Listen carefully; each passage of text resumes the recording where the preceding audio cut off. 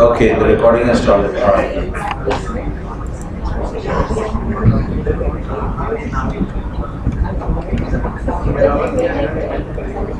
All right, guys. So let's return one sec.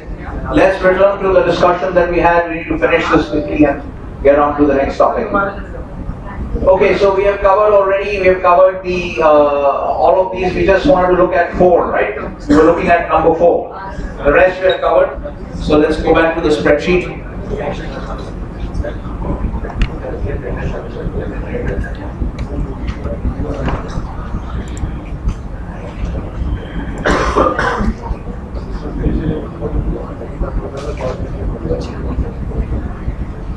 Anybody has any confusions about number 5? What was number 5 actually? Number 5 is standardized contract terms. We had already started on number 4. So far what we had discussed from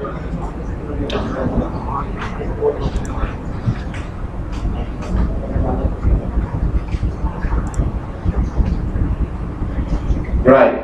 So this is what we had discussed in the last class. Everybody's clear about the scheme now? That in ETM, every transaction has to go through the clearinghouse, and the clearinghouse is the counterparty for every transaction. Okay? Every transaction, clearinghouse is the counterparty, and the clearinghouse is only going to deal with clearing members. They will not deal with anybody from the retail market or institutional market. So therefore, the clearing member has to basically we will always look at every transaction as by including all the elements. Okay, even though the introducing broker may actually be part of a firm which is also a clearing member, but we will always conceive of the transaction as being done first through the clearing member part of the firm, and then through the introducing broker part, and then you have the client at the end. Client could be institutional or retail. All right, everybody's clear about this? Okay. So now what happens is we have to come to point number 4.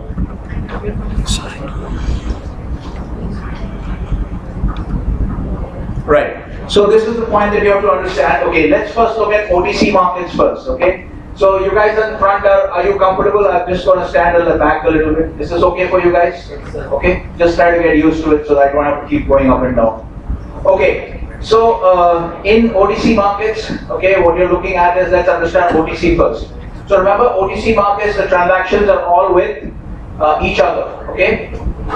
Transactions are all on an individual basis. Like I said, let's say Bank of New Zealand in Wellington is calling Citibank in New York for a price, the night desk of Citibank New York, and Bank of New Zealand Wellington is calling Citi New York for a price, and they do a transaction in $yen. Okay, so let's say they do a 6-month forward transaction. Okay, now these transactions. So here there is no middleman involved.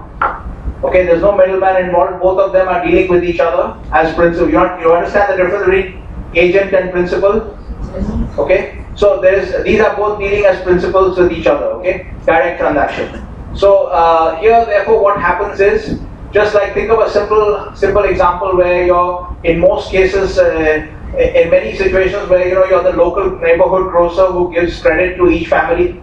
Like when you're buying regular supplies from the grocer might set up an account for you and say that, okay, you don't have to pay me every time you buy something. Okay, you pay me at the end of the month. You've seen that situation. That is also similar qualitatively. That is also like an OTC market transaction. Okay, so suppose you buy a lot of supplies from your grocer for the month. Let's say your bill is 6,000 rupees. Okay, and then at the end of the month, the grocer says pay up, and you don't pay up. Then that fellow is gone. He's lost that money, right? So this is an example of credit risk. Okay, it's a new term that we're introducing because it's already written here. Counterparty credit risk. So in this case, either the first example where I gave you, Bank of New Zealand Wellington is dealing with Citibank in New York. Here, these are the two counterparties to the transaction. Okay. In the example I gave you, the grocer example, your local grocer is dealing with you. Okay. And then at the end of the month, you don't pay up the 6,000 rupees you owe him. You don't pay him. These are the two counterparties, the grocer on one side and you are on the other side. Okay. So the concept that we are introducing, the concept of counterparty credit risk. Okay, it's a new concept which we are introducing, a new term. Okay, what this means is nothing but this. For the broker, the counterparty credit risk is the amount of goods that he lets you buy without any payment. Okay, so did I say broker? The grocer. Okay, so every grocer will have this kind of limit. So he might actually have a limit saying that you can buy up once the bill goes up to 5,000, please settle the bill. Okay, or once it goes up to 10,000, please settle the bill. Okay. Sorry. So which means that's basically the limit of his counterparty credit risk. Because if he lets you buy till 5,000 and then you don't pay up, okay, then he's going to lose that 5,000, right? So that is an example of counterparty credit risk where somebody who owes you money does not pay you back. Okay, owes you money on account of a transaction, okay, and does not pay you back. Okay, you can see all these examples in India. You can see the big crisis in the banking system. All these NPLs that are there. These are all examples of credit risk. Okay, this is all credit risk because the banks have lent the money. So Kingfisher and all these clients, they owe the banks money, right? So these guys, and even your Nirav Modi scam, he owes the bank money now. He doesn't have money to pay back, or he doesn't want to pay back, right? So these are all examples of what we call credit risk.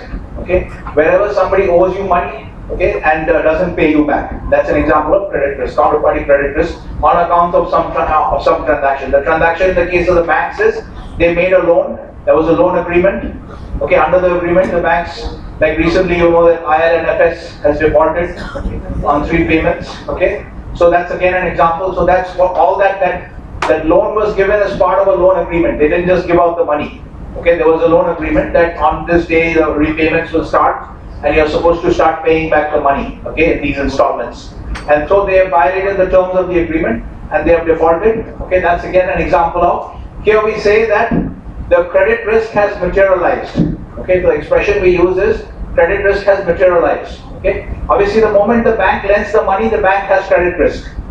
The moment your grocer allows you to buy some amount of goods without any payment, he just maintains a book for you, and that's it. He's already running up credit risk exposure. Okay, and then if it comes to 5,000 and you don't pay up, then we say the moment you decide not to pay up, at that point we say that his credit risk has materialized. Okay, you understand the use of the word? Okay, so credit risk exists from the time you do the transaction. Okay, but it need not materialize. Of course, I could pay up as well. Okay, right. So this we say, is this point clear to everyone? Yes. That we say that we have credit risk. The moment you do the transaction, you have credit risk, but it need not always materialize. Okay, the grocer could be running a credit account for me, and then I buy for up to 5,000, and after it comes to 5,000, I settle the bill. If I settle the bill, then the credit risk has not materialized. Okay, is this point clear to everyone? Okay, but obviously he was running the credit. He did have the exposure of credit risk, okay, up to 5,000, but it did not materialize or did not crystallize, okay, because I paid up the money which I was supposed to pay. Is this point clear? These are 2 new terms that we are talking about, okay? Alright. So let's understand, so the point to understand the distinction that we are going to highlight and explain in this class is that in OTC markets, one of the distinctions between OTC and ETM, most important actually, is that in OTC markets, the counterparty credit risk is managed by the counterparties themselves.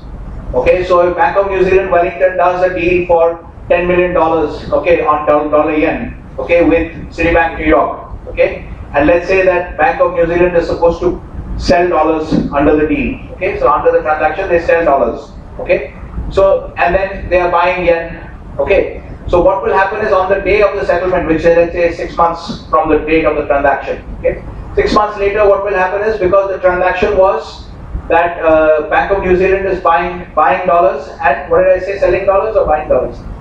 Buying dollars. Let's write it down so that we don't get. We have.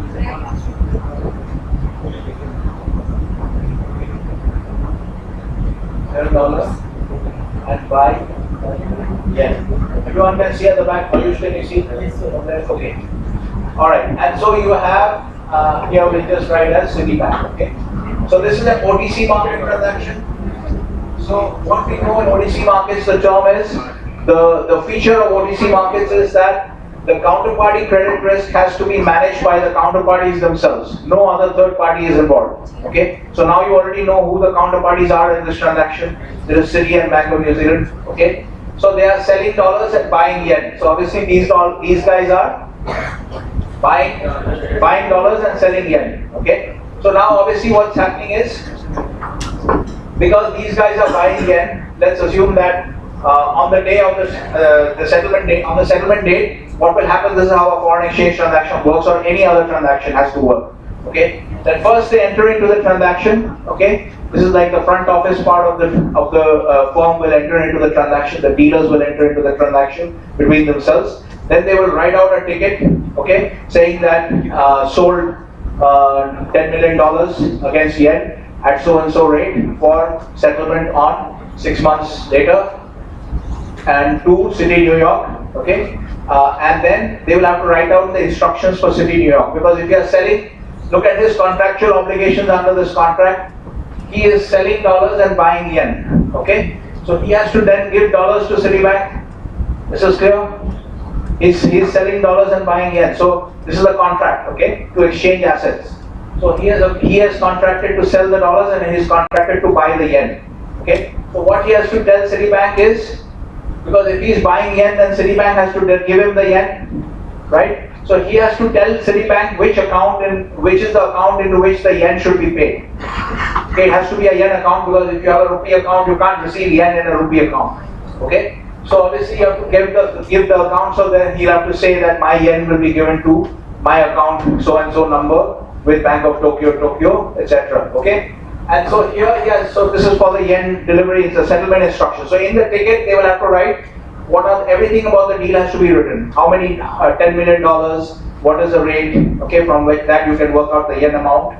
Okay, if you have the dollar amount and you have the rate, you can work out the yen amount. Okay, so then you have to also give the instructions in the ticket that my yen will come to Bank of Tokyo, and they will also have to give the instructions. Citibank will also have to tell them where they will receive the dollars. This is clear, because the deal has to work, right? So fine, if you have contracted to sell dollars and buy yen, so you also, Bank of New Zealand has to know that where should I deliver your yen? Where should I deliver your dollars, right? So these guys have to, Citibank has to tell them a dollar, Citibank will say my dollars to City, New York. Okay, so those instructions will be there. So all that information is going to be put into a deal ticket, and that will go to the back office.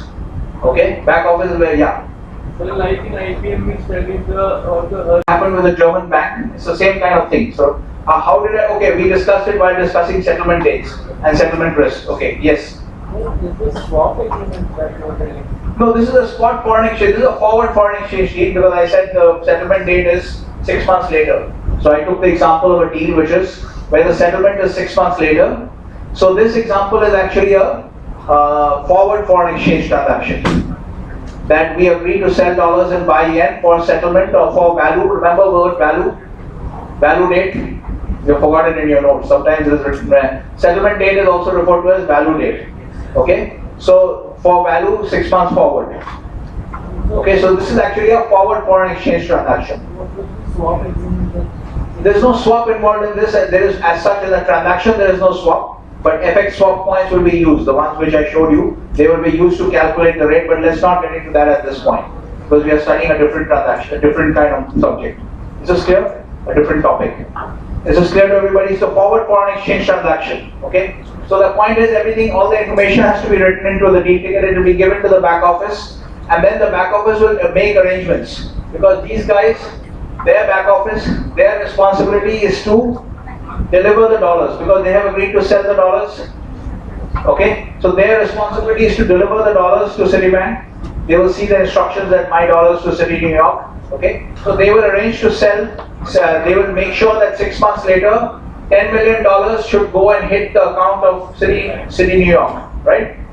Is this clear to everybody? Yes. Because you have to fulfill your contractual obligations. You have contracted to sell dollars, so your obligation is to deliver dollars 6 months down the line. So you will get the instructions from the other party, where do you want your dollars, and your back office will make sure that some telex is sent, okay, or Swift code, some software is used to make sure that on that particular date, $10 million credit should be given to the account of City, New York. Okay? Is everyone clear about this?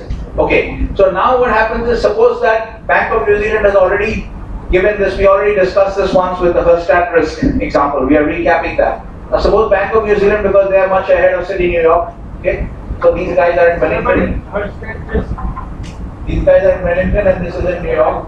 Yes? So, but this was because of the time, but it is not because of the time gap between. No, Herstat was because of the time gap. Because the German bank, by the time the German bank had opened and declared bankruptcy, when they opened early in the morning and declared bankruptcy, the German regulators basically took over the bank. Essentially, it was like a bankruptcy. They would no longer honor their obligations. Okay, it would go through a bankruptcy process. So by the time those guys had done it, those people in the Far East had already sent their payments because they have to close early. So the back office guys will not stay beyond 5 p.m.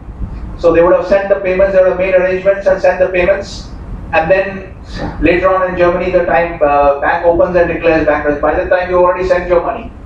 Okay? So the same thing here, Bank of New Zealand is in Wellington, they will close early.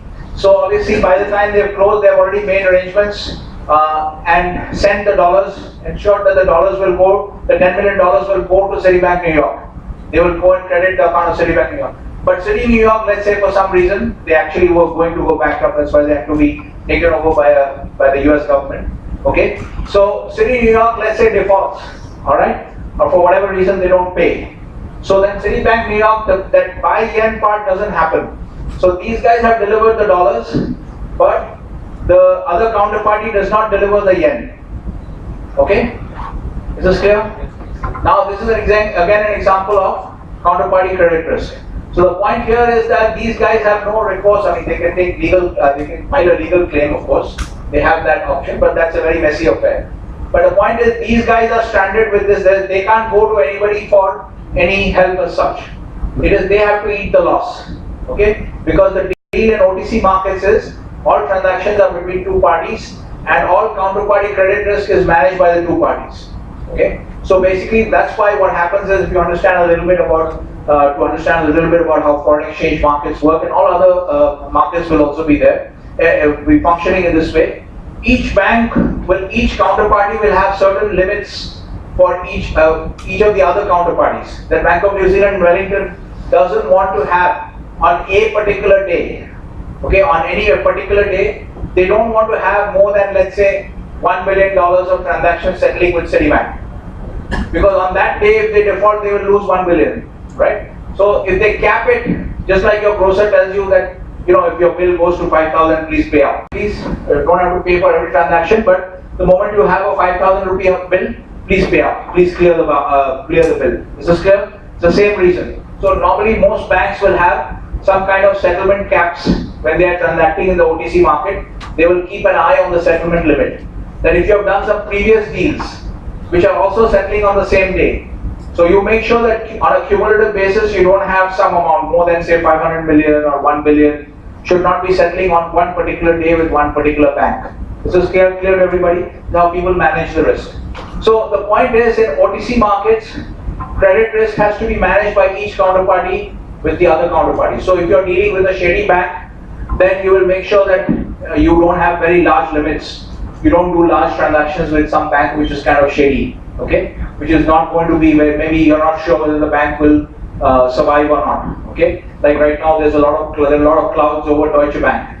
So this is one of the problems that people face when they have questions about their credit quality. Like PNB, obviously, you know, because of the situation in PNB, of course, it's a public sector bank, so the government will bail them out, okay? But generally, when you have in a pre-market situation, if you have a situation like what you had in PNB, what you will find is in the OTC markets, most of the other banks don't want to deal with PNB anymore because they are not sure if this bank is going to survive. So they don't want to have any transactions maturing with this bank because they will do their side of the deal, they will pay the money, but PNB may not be able to pay them back. So that's why whenever there is any cloud over any institution, the other institutions start pulling back. They don't want to deal with this institution. The same thing happened to Lehman Brothers when they went bankrupt. The moment the rumors started swirling in the market, everybody started pulling their lines. So they couldn't deal with anyone because everybody knows that this company is suspect. So everybody says, I'm sorry, I don't want to deal with you. Okay, I don't have limits. So this is the problem that happens. This is how people manage their credit risk. Okay, it's always between the two parties. You can't go anywhere. Now, if you go back to so this OTC market business is clear to everybody. What is we learned a few things, right? We learned about counterparty credit risk, okay, and then we learned about how counterparty credit risk is managed in OTC markets. At this point, are these things clear to everybody? No? Okay, let's.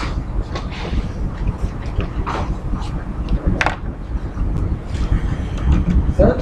Yes. So in case of global spot market for FX, there is no regulator.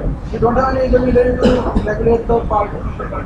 No. The direct transactions are not regulated. There is indirect regulation in the sense, like, let's say, for instance, SBI Bombay is dealing with, let's say Deutsche Bank in London. Okay, so each of the banks is regulated by the local regulator. Okay, so whatever prudential standards the local regulator, like RBI will be watching over SBI Bombay.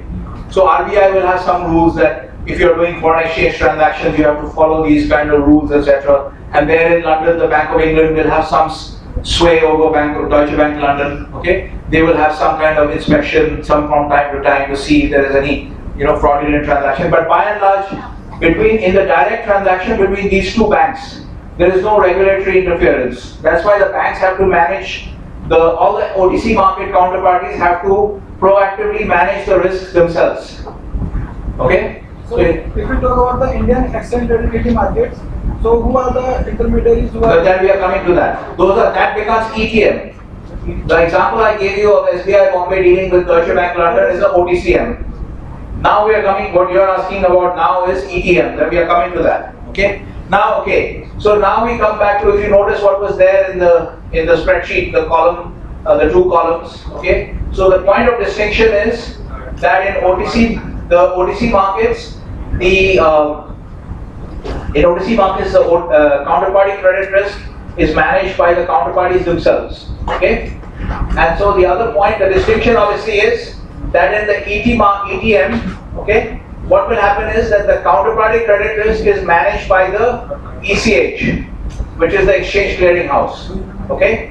Is this clear, the distinction? So first understand the distinction as we stated, and then we'll understand exactly how it works. So the distinction is obviously in OTC markets, it is managed directly by the counterparties themselves. Okay? Every man for himself.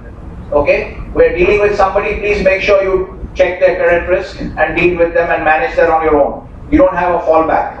In ETM, every transaction is going through the ECH. So every transaction is guaranteed by the ECH. So if you have here clearing member 1, let's say, is Sher Khan, and clearing member 2 is, let's say, HDFC. Okay? I'm not going to say HDFC Securities, a big name. So HDFC and Sher Khan have done a transaction. But the Sher Khan's transaction is also with the ECH.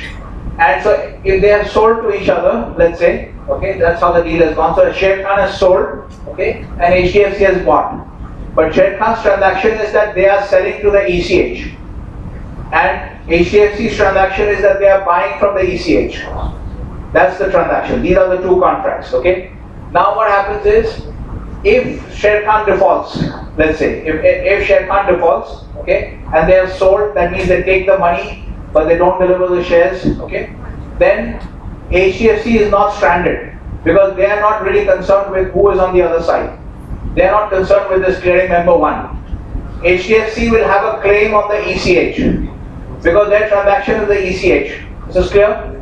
So the ETM, that's why we said that the point of distinction, what is written on the left hand column, is that in ETM, the counterparty credit risk is intermediated or managed by the exchange clearing house. Okay, so this is basically what is called credit risk intermediation. So the term, I may have used it on that particular, I don't remember. But the term that we use is, you understand what is meant by intermediation?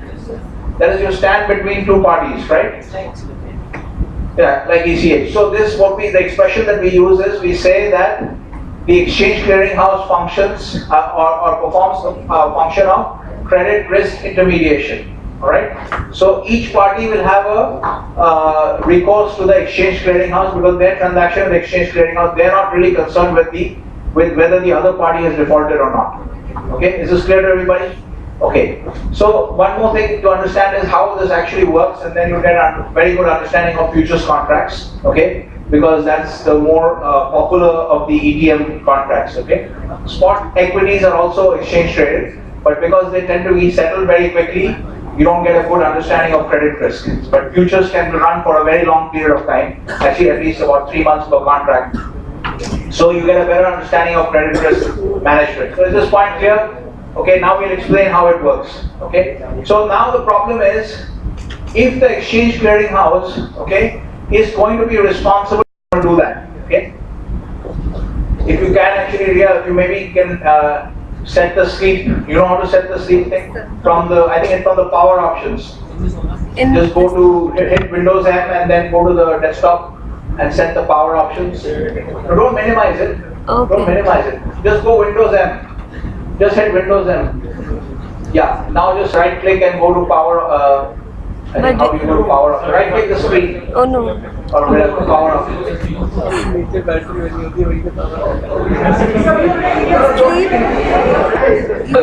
Sleep. Okay. Even I forgot the power options. Okay.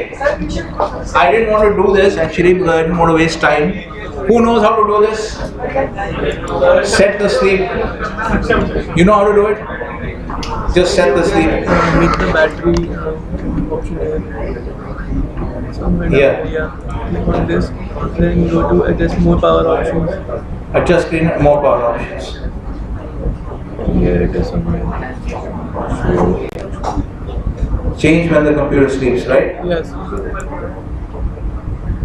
Okay, so this.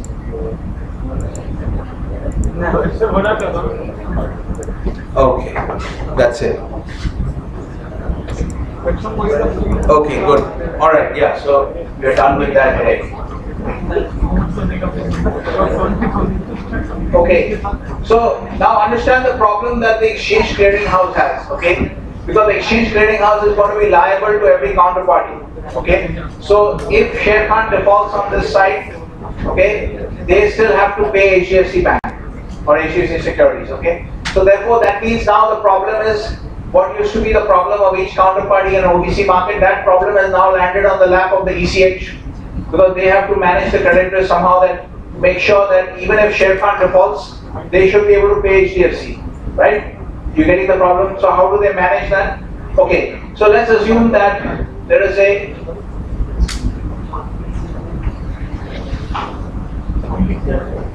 so now we'll be talking about ETF.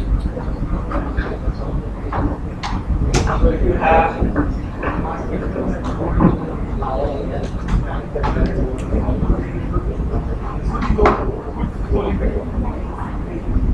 so let's say that Sher Khan has sold says, we'll just take an example of oil. Say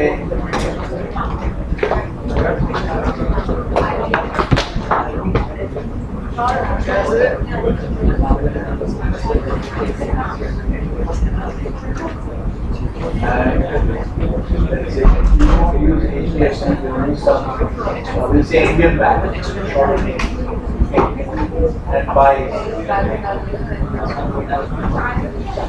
This is the settlement will be, let's say it's 31st December. Okay.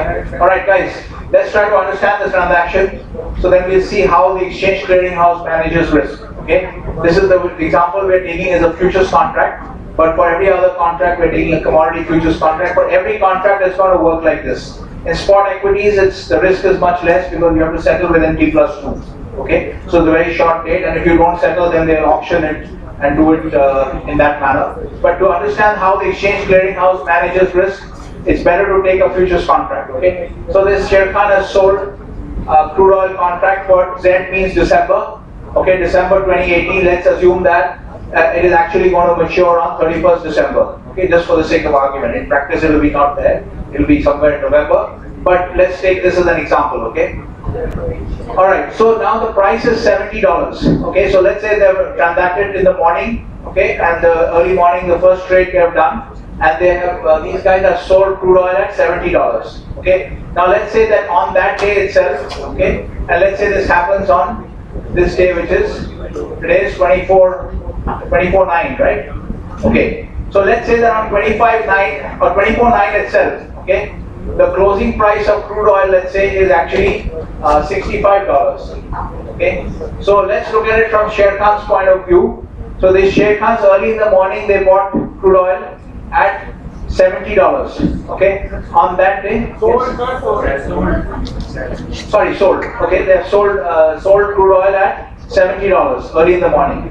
That very same day, 24/9, the settlement price, that is the last closing price for that day, is $65. So is Sher Khan making money or losing money? So they're losing money, so they're losing $5. Let's assume it's one contract. So they're losing $5 per contract, per barrel. Okay?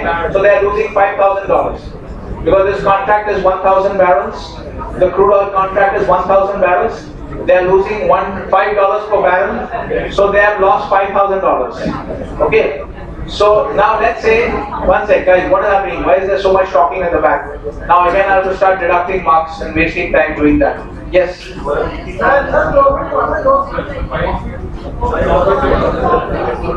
Oh sorry, yeah, I was saying bought and then I was reading, so yeah.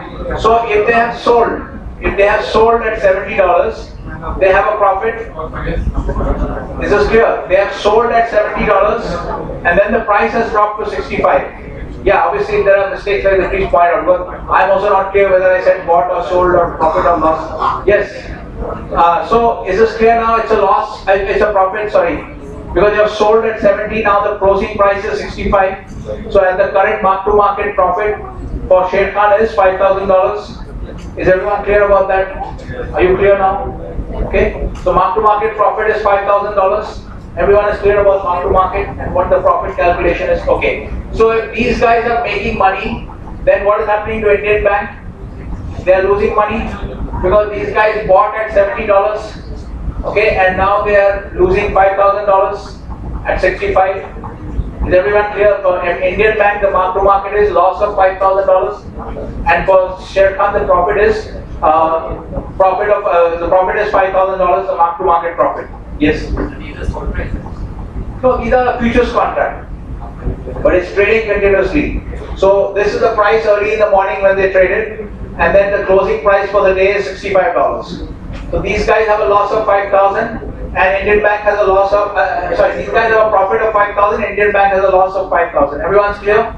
Okay. Now let's assume that the next morning Indian Bank defaults. Okay. When the market opens on 25/9, then Indian Bank defaults. Okay. They refuse to pay up. They say, I don't like this transaction, I'm not going to honor it. Okay. So in that case, what happens? These guys are sitting on a profit of 5,000. So they will ask the ECH, they are going to demand the 5,000 profit from the ECH. Is that clear, everyone? Okay. But then ECH has no money to pay because Indian Bank has already defaulted, right?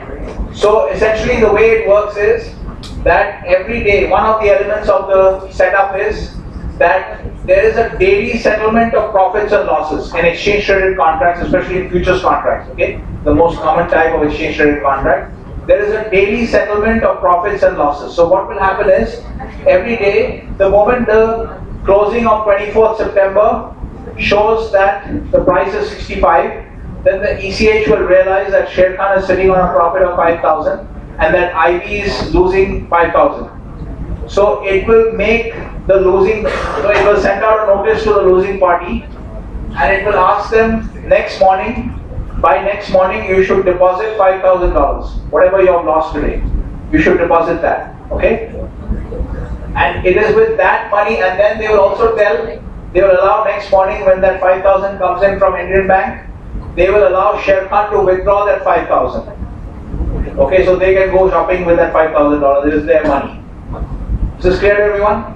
So the first thing you have in a futures contract, so you understand also the settlement of futures contracts. There's actually a daily mark-to-market is done, and there is a daily settlement of profits and losses. Okay, so if the next day's price, let's say, is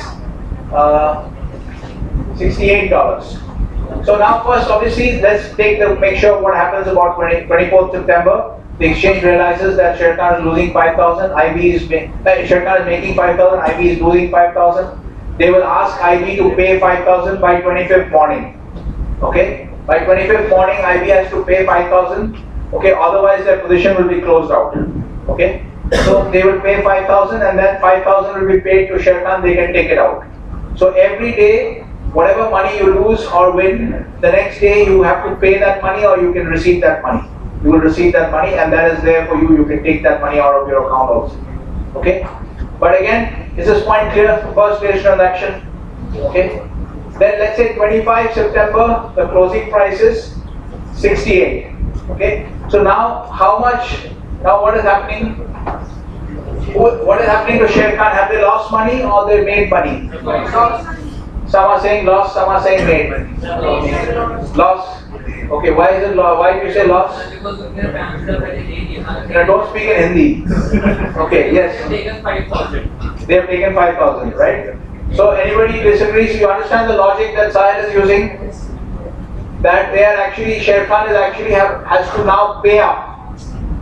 Because now the beauty of daily mark to market is that the original price at which you went long or short now is no longer relevant. As soon as you cross one day, that original price is no longer relevant. So now we will up to 65 has already been settled, right? Profit and loss has already been settled up to 65. So now from whatever the next price, settlement price, when we do the calculation of who's losing money or making money, it will be done with a reference to 65, not to 70. Is this clear? So it's as if that at the end of 24/9, Sher Khan is short at 65 and IB is long at 65. That is the concept that has to be applied here. Is this clear? Another step is the logic.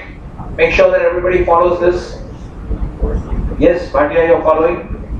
Okay. So on 25th, the closing of 25th, when the ECH is calculating the mark-to-market P&L for both the parties, the ECH will say that Sher Khan is making or losing?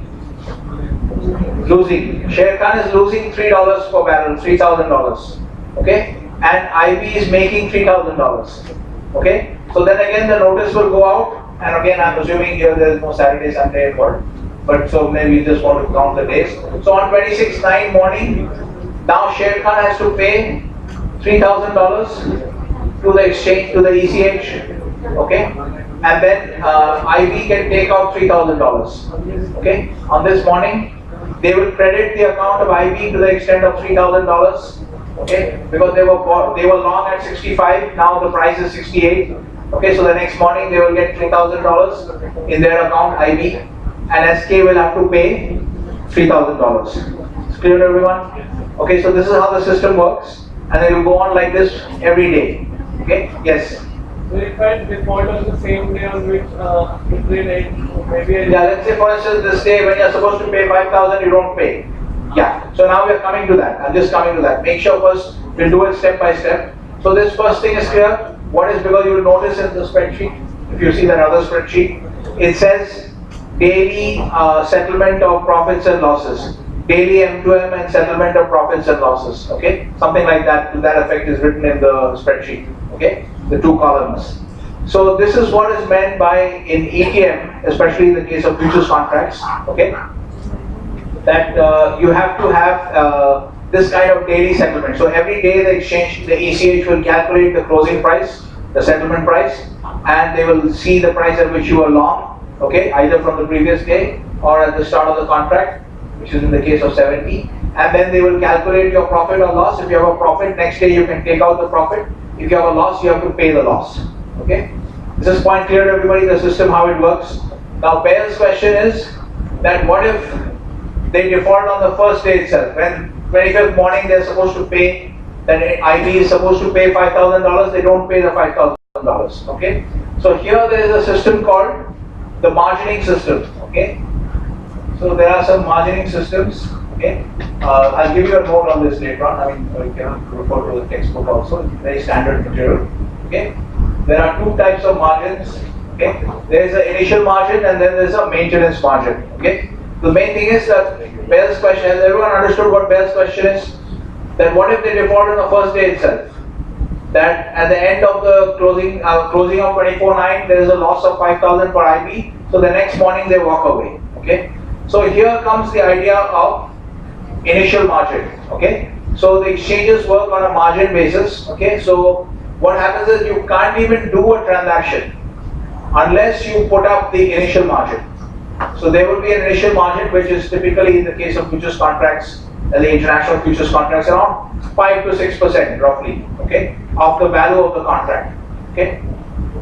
So whatever the value, so here is 70, $70,000 because the contract is for $1,000. Okay, the contract is for not $1,000, 1,000 barrels. Okay, 1,000 barrels and the price is $70 per barrel. Okay, so in this case it is 70,000. The value of the contract when you contract to buy, one contract on NYMEX crude oil at $70 per barrel. That means actually the value of the transaction that you have done is $70,000. Okay, if you want to look at the value of the transaction. So then typically the margin will be somewhere ballpark. You can actually vary a little bit, but let's say 5%. Okay. So what will happen is $70,000 into 5%. Okay, so 5% of $70,000. That amount of dollars you will have to deposit as initial margin. Okay, this is a deposit of initial margin. Okay. So the point is that you cannot even do a trade, you can't trade in a futures contract on an exchange unless you have first put in the initial margin, and the initial margin goes through this entire chain. You will deposit the initial margin with the IB will deposit with the CM, okay, and the CM will deposit with the ECH. And all the CMs have to have fairly well-funded accounts at the ECH. That's why they deal with the CMs. Okay? Even before they do a transaction, in order to be a clearing member, you will have to maintain some minimum balance with the ECH.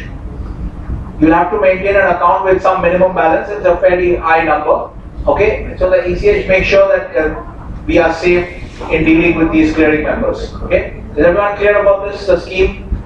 So even clearing members have to have some. So when you deposit your initial margin to do a foreign exchange transaction, to do any futures contract, to transact in any futures contract, it goes through the entire route. You give it to your introducing broker, he will credit the account of the clearing member, and the clearing member will deposit that transaction, that initial margin, to the clearing house.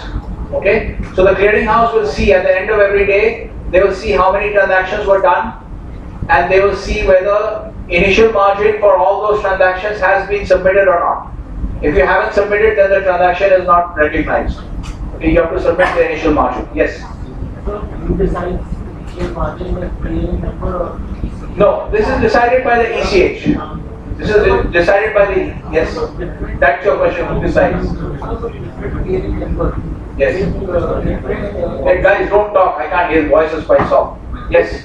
Give different options to their customers to trade in futures contract. For example, I just put 100 rupees in my account.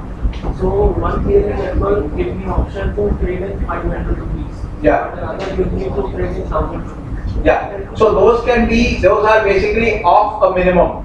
You see, in the sense that actually the initial margin numbers are decided by the exchange, by the ECH. Okay? They take into account, this is a slightly different context. Yeah, but the point is basically that the exchange, who decides, the functions question is who decides the initial margin. Like I gave you an example, typically initial margin is around 5-6%, okay? Let's say 5%. So the functions question is who decides that 5%? It is decided by the ECH. They have the final say, okay? Now what might happen, what you're talking about, what he's talking about is, he finds that some brokers are demanding higher margin, some clients are demanding lower margin, okay? So this ECH, whatever the margin is set, initial margin is set by the ECH, that's a minimum. Now I may be a more risk averse broker, I may demand more for my clients, okay? So I may actually demand that my clients have to submit 8%, okay? And then I will enjoy the interest on the balance 3%. So some brokers may charge more, but nobody can go below the 5% minimum. Even if they give the client some kind of privilege, client becomes special privilege, but they still have to, the CM has to still deposit 5% with the ECH. Now if you want to take a loss and give some special privilege to some special client and let him deal on 3% margins, that's your problem. But you have to deposit 5% to the ECH. You can't go below that. If you want to eat the loss on 2% and give a privilege to some special client, some firms do that. Okay, that's just a business decision. It's like what you heard the expression loss leader. Have you heard the expression loss leader in marketing?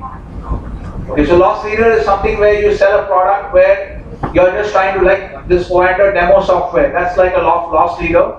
because they're giving it free to people so that more people become interested in foreign exchange trading, and then they start opening real accounts.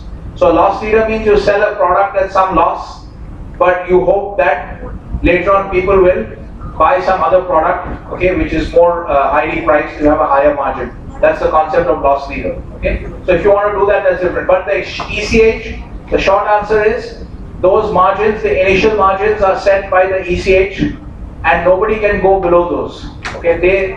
Every CM has to deposit whatever the initial margin is set by the exchange for each contract. For each contract it will be different, okay. We are coming to why that is. Each contract, the ECH is different, okay.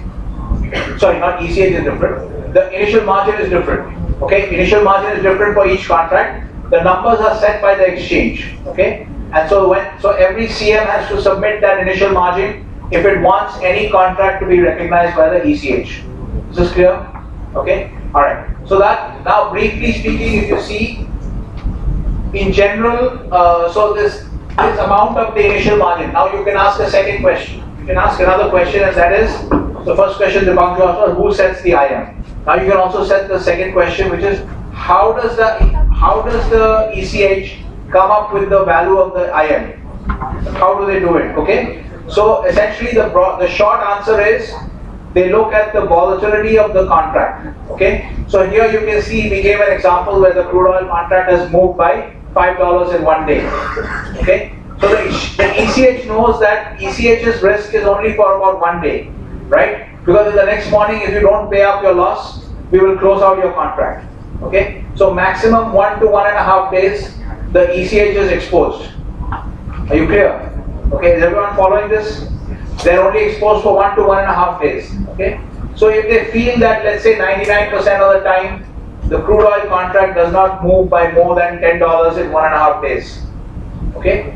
So they will ensure that they put up enough initial margin to cover for a $10 loss.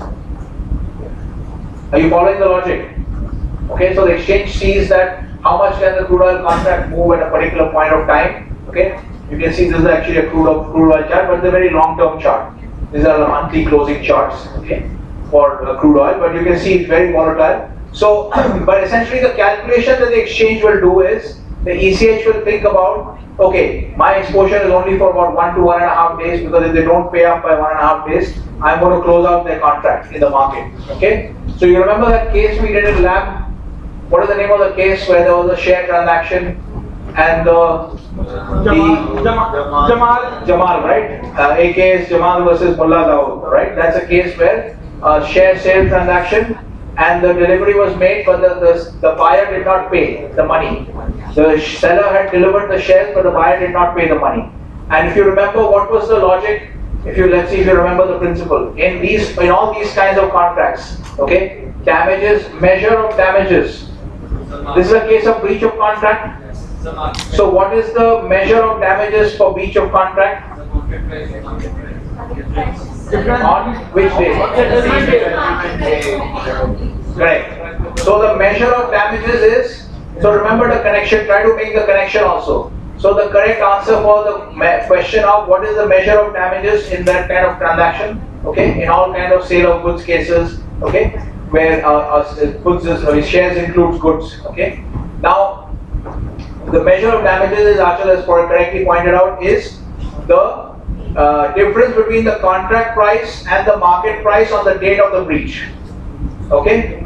So if you remember here let's say that they enter into the contract at $70, okay? And then the previous night's closing price, that day itself the closing price is $65. So Indian Bank is losing $5, losing $5,000. Okay, let's say $5 per contract. And next morning, let's say by the time that Indian Bank says to the ECH that I'm not paying up, forget it, okay? Then they learn about the breach, okay? And let's assume that the price has not moved from 65, okay? When the ECH comes to know that IB is not going to honor the contract, the price is still at 65, okay? So if you see what has happened, that SK has sold at 70, right? Which means, because every transaction goes through the ECH, right? So that means the ECH is, what is the position of the ECH? If SK has sold at 70, what is the position of the ECH, long or short? ECH is long. Is everyone clear about this? Some are not clear, I think. Prameet, are you following? That if SK has sold at 70, then what is the position of the ECH? Long, right? Because they are on the other side of the transaction. So now they thought that they had a transaction with IB, but now IB has defaulted. Okay? Because actually ECH initially did not have any net exposure because they had bought from SK when SK was selling. So as far as SK is concerned, ECH is long, right? But then they also sold to IB because IB has bought, right? So that means this transaction actually consists of two transactions where SK is selling to ECH. It has two transactions, right? SK is selling and ECH is buying. Is one transaction, right? Then the second transaction is that ECH is selling and IB is buying, right? So ECH transaction has exposure has netted out. Can you see that? They have bought from SK and they have sold to IB. So ECH does not have any net position. Is that clear to everyone? Right? ECH does not have net position. But on the morning of 25th, they find that because they had given the notice to IB to pay $5,000 and IB is saying forget it. Okay? So on the morning of 25th, now ECH suddenly has a position. Can you see that? Because they had a long position because of the transaction with SK, but they had a short position because of the transaction with IB. So they actually had no net position. But because now IB has defaulted, so the second leg of the transaction has fallen through. The second transaction has fallen through. So now you're left with only one transaction, which is that ECH is long. Because the transaction with IB is over, they have defaulted on the contract, right? Are you following? Yes, sir. So ECH is left with only one transaction, which is that they are long crude oil at 70. Okay? And remember that then we are taking a scenario where we are saying that on the next morning, when they find out that IB has defaulted, they find that the market price is still unchanged from last night, which is still 65. Is this clear? So now if you're stuck with a position which you suddenly feel, you thought you had no position, but suddenly you find that you have a position, okay? So you're long, your position is net long, and you're long at 70, okay? And the market price is 65, okay? So remember what was said by the court in the Mullah Dawood case? That if they held on to the shares, what happened in the Mullah Dawood case? They held on to the shares. The party who was the non-breaching party, that is the seller. The seller thought that he had already disposed of the shares, but on the morning of the default he finds, okay, I still have this position. So what they decided was they held on to the position and then luckily the price went up. And then they sold at a lower loss at least. Remember that? The facts of the case? So what did the court say in that particular case? They said that this transaction has to be, this act of their holding on to the shares has to be seen as split into two. First, we assume that as soon as they learn about the breach, they have sold it at the current market and then they have bought it back at the current market. You remember that? That the fact that, well, I think people are getting lost now. So if you're getting lost, you would tell me that you're not following. No, sir, we are following. You're following, okay. Or maybe you are following, but others are not following. So remember that in that particular case, the seller found that he was faced with a default, which means he thought the shares which he had sold off, actually he has not sold off, he still has the shares. And he held on to the shares. But the court said this is as if he has actually realized that there is a default. Immediately he has sold the long position at the market and he has bought it back at the market and then held on to it. Are you following the split? You're following the transaction? So conceptually the court will see it as two transactions. So that's why the court does not take into account any profit and loss on the second part of the transaction. That when you buy it back at market, that's a new transaction. You have done that, nobody asked you to do that. You had no obligation to do that, but you did it, that's a separate transaction. So whatever profit and loss happens on that transaction, nothing will be given or taken from the defaulter. Remember that? Yes. So that's why what she's saying that measure of damages is difference between the contract price and the market price on the date of the breach. This is clear. Because what the court expects is that the moment you realize that there is a default, you are supposed to offload your position in the market. Okay? So that's what the exchange will do. The moment they realize that IB is defaulting, they find the market price is still 65, so immediately they dump their position in the market. So they will take a loss of $5 per barrel. This is clear to everyone? Okay? This is what is meant by the same. It's the same principle. If you're NSE, if you look at it, when you have non-delivery, there will be an auction. Okay? There will be an auction and they will buy the shares that you were supposed to deliver. And whatever the cost of the shares is for buying at the market, they will charge it to your account. Is this clear? What happened? Well, no response. Yes. So in this case, Sher Khan will also be left with the position at the end because IBS not already. No, because see, Sher Khan's position is taken. Sher Khan has no concern as such, because as far as they're concerned, they have sold they've sold one contract at $70 to the ECH. So they will say to the ECH that I am not concerned with whether IB has defaulted or not. I have sold you at $70, you have to buy from me at $70. So SK is clear, he has nothing to worry about. It's only the ECH has to worry about both the parties. Because either of the parties could default. And then the ECH will be stranded.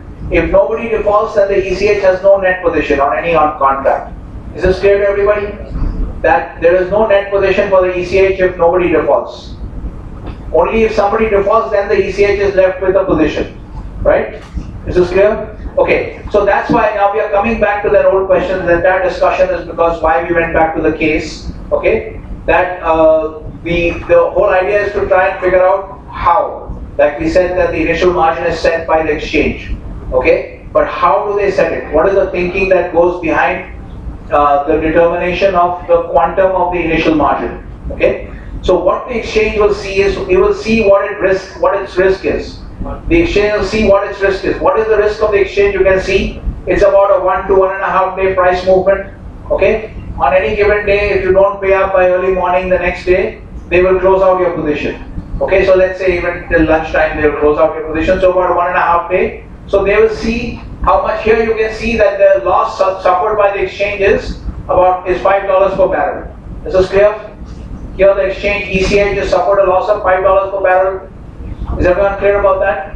Okay? That's because the price moved by $5 per barrel. So they will see, what they typically do is, they will look at the historical prices, like they will look at some kind of chart like this and they will look at the numbers. They will see historically how much does the crude oil price move by in 1 day or in 1.5 days historically. Okay? So they will come up with some number. They will see historically that whatever the number is. Then they'll assume basically they'll take some kind of buffer around that, keep some kind of margin cushion for themselves, and that's what they'll try to do. So basically when setting the initial margin, what the ECH is trying to do is trying to make sure that even if it has to auction off, basically buy off square the position in the market, it should not be out of pocket. Okay? So this initial margin here, they have suffered a $5 loss. This initial margin should have been at least $5 per contract. Okay? So therefore, this is basically, that's how they set the initial margin. Are you getting the idea? Okay, so you're getting the whole scheme of how exchange traded futures contracts work. Okay? That first you have to put up an initial margin. Without initial margin, exchange will not honor your contract, will not recognize your contract. If, yeah. They will find a new buyer. Who will find a new buyer? Yeah, ECH will just go into the market and trade with anybody. They will trade because there are other players in the market, right? So they will just find a new buyer and square it off. Close out the contract, okay? Again, they'll have another contract with that new buyer, okay? So again, the same procedures will apply. This is clear? Okay, so now you've understood this concept. Okay, so we have learned a few things so far. That we were talking about this point number 4. It deals with the concept of counterparty credit risk. Yeah. So the initial margin, if it is $10, then it will take $5 back to IB. If the initial balance is, yeah. So whatever is left over, it will return to the counterparty. Okay, whatever is left over, it will return to the counterparty. But yes. No interest actually here you mean interest, no, there is no interest as such. You don't get interest on that unless you have given it in terms of interest bearing securities. The initial margin, some exchanges in the US allow you to submit in the form of T-bills and all that. So if you have given say $1 million worth of T-bills as initial margin, okay, so the rest and let's say the loss is $500,000. So the balance $500,000 they will return to you, and whatever interest you earned on that you will get anyway because it's in the form of interest bearing. But otherwise, the cash balance they don't pay interest. They will not pay interest on this cash balance. Okay. Yes. Any other questions? So what we've covered so far: counterparty credit risk, concept of counterparty credit risk, OTC markets, every man for himself. Okay. You manage it on your own. Okay, then in ETM, counterparty credit risk management has several parts to it. One part is that, we discuss this later on, but the first part is you can think of is that without depositing the initial margin, no ECH is going to recognize your contract. Okay, so first, every contract is with the ECH. The ECH is a counterparty to every contract. Okay, that's the first point. Second point is that without depositing IM, no exchange, ECH is not going to recognize your contract. The ECH will determine the IM, they will tell you what the IM is for each contract. You have to deposit that IM with the clearing member, okay, and the clearing member has to deposit to the ECH. Without that, there is no contract, okay. And then once the contract is on, every day that the contract is open, there will be daily mark to market, and by next morning you have to settle the difference. If you have money, if you are a winner, you can take out your money. If you are a loser, you have to pay the money. Okay? So it is the losers, the ECH takes the losers' money and pays the winners. Is this clear? That's why you can take it out. Yes. You have another question? Yeah. Sir, what happens to the initial margin? Sir, if the party does not pay, but the other day it is losing money at market. Yeah. So will the ECH take from the party, the market will just deduct from the It will deduct from the initial margin. So sir, every day the initial margin is reset. No. See, suppose you have put in $5,000 as initial margin. Okay. 5,000 you have to put more because then it is 10K. Okay. So first day you have loss of 5,000. Okay.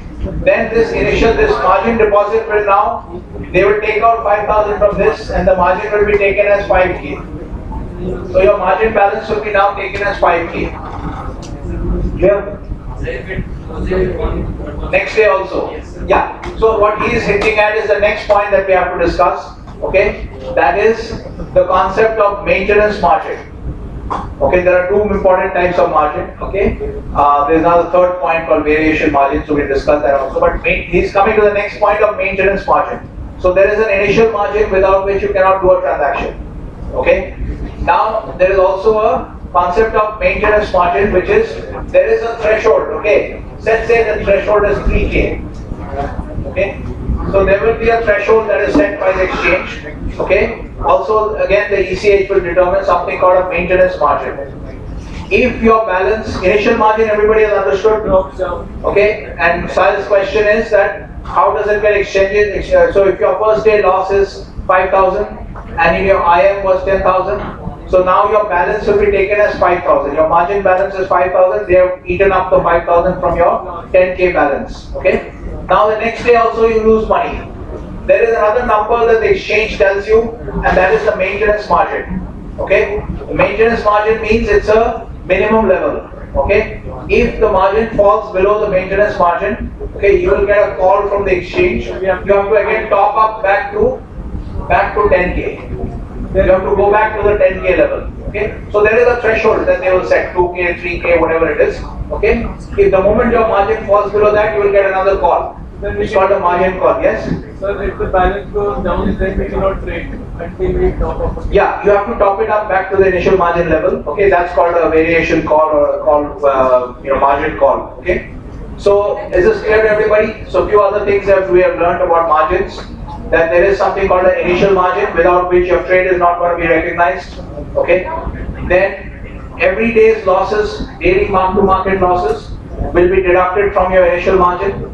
Okay, and then there is also something else to worry about, that is the maintenance margin. Okay, and then the moment it hits the threshold of maintenance, if it drops below the maintenance margin, you have to again top up. Okay, so that call is called a margin call. When they ask you to top up, that's called a margin call. Okay, and then the amount of margin that you submit there is variation. Why are people getting restless? The time up? Are you sure the time is up? Okay, 2 minutes left. Sorry? 6 minutes. Okay, then we have a lot of time. Okay. I owe you. 1 minute. So 1 minute, let me explain one more term, which is variation margin. So this money that you have to use to top up, okay, that is the variation margin. Okay, that once you hit the MM, first you put up the IM. Okay, first you put up the IM, then the ECH will calculate your daily PNL, daily mark to market loss. If you are losing money every day, they will deduct the losses from the IM, and slowly the IM level is falling. The moment it drops below MM, they will ask you to top up. Okay, so that topping up amount, that's called the variation margin. Okay, and the call that they give you, to top up, that's called a margin call. Okay, yes. Yes, in this case 7K is because 3K, we have said that 3K is the MM. So 1 minute, last point. So 3K is the MM. So in this case 7K is the variation margin you have to pay. Is this clear? Yes. Sorry? Yeah.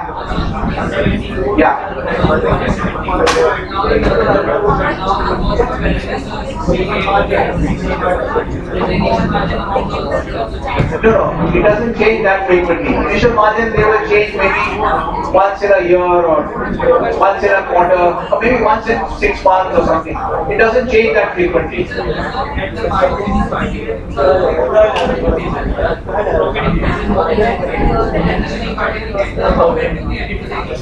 No, they can take out. Daily winnings and losses you have to pay and take out. You can't take out. You can keep it there also, but you can take out if you want. Daily winnings you can take out. Yes. What happened? Time is up. No, time is up. So I'm now going to deduct 2 marks for AA and you're talking constantly, and Dina and Ridhima also were talking constantly, I noticed. So AA is in which team? AA is in which team? You have the unique distinction of losing marks without being present. Because your attendance is 0, but you're losing marks for your team. Your team is what? AA and you two are the same team? No, I don't know AA. Okay, so I'll figure out and I'll deduct marks. So Dina's team will lose 2 and your team and AA's team will lose 2. Okay, I think I'll take your word for it that the time is up. Is it up? 12:40. Okay, go. No, I don't owe you anything.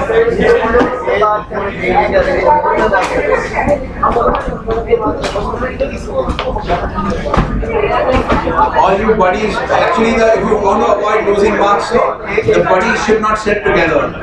And you sit together and you keep on talking.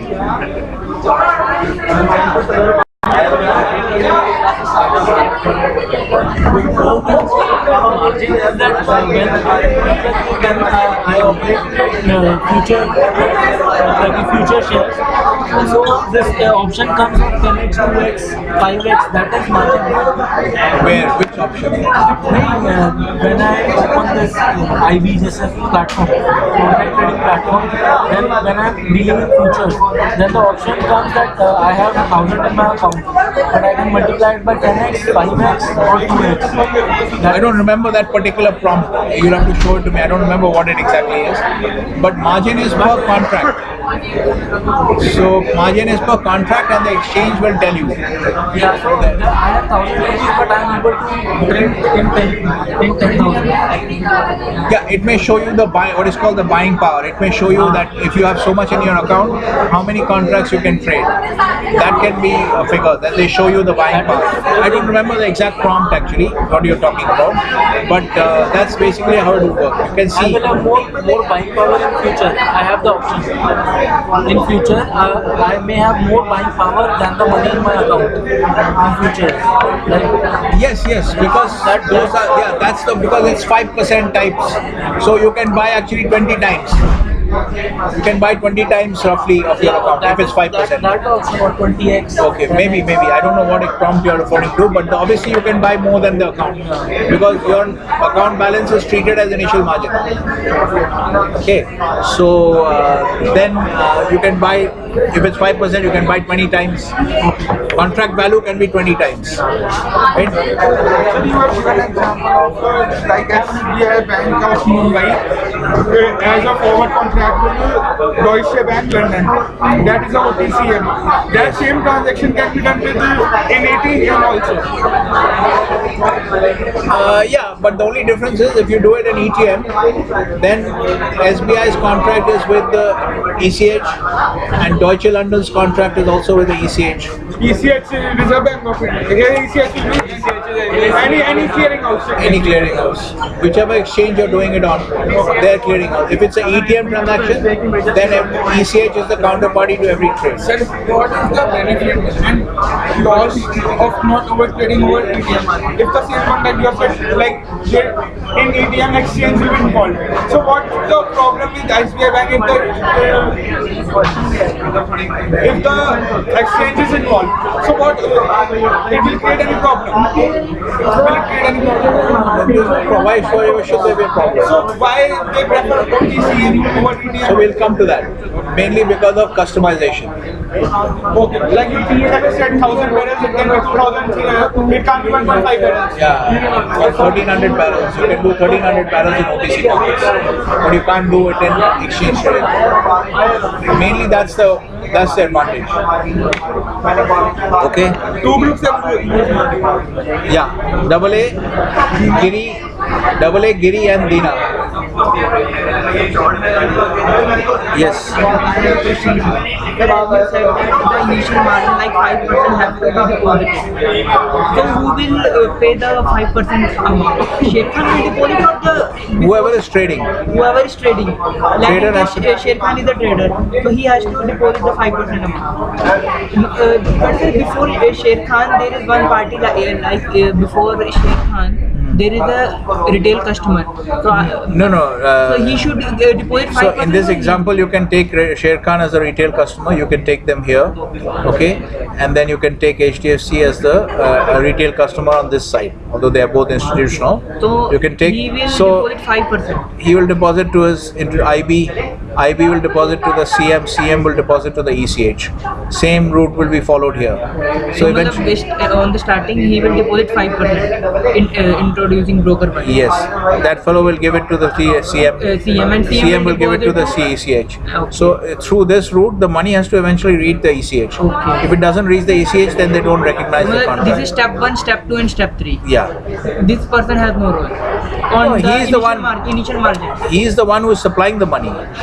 So for If you are trading, you are the one who has to supply the money. So I have to supply 5% to IB1, Yes. and he will further move These guys are just conduits. They are just routing the money. routing the money. But Ultimately, is you have to give it to the ECH. so like But because ECH doesn't deal with you, they deal only with clearing members. yes, sir. So sir, the initial margin of 5%, this has to be deposited by Yeah, it is coming out of your pocket. my pocket to IB1, Yeah. and he will deliver further to CM1, then it to ECH. Yeah. Okay. Thank you. Clear? And sir, one thing more, like if the counterparty is unwilling to pay the amount, then this is the obligation of ECM to take money from him. ECH. ECH. Counterparty is unwilling to pay the amount means? What do you Like mean by it? like counterparty is in loss. And counterparty defaults. Yeah, the default. Yeah, that example that we discussed Yes, just like now, it's 70 that when Indian Bank 65, defaults, if Indian Bank defaults, Yes. then if Indian Bank defaults, then the ECH has to still pay up to the other party, Okay. and the ECH will cover its risk by squaring the contract in the market, right? That we discussed right now. Thank you. So hopefully I'll upload this video, then Yes. you can check it. You guys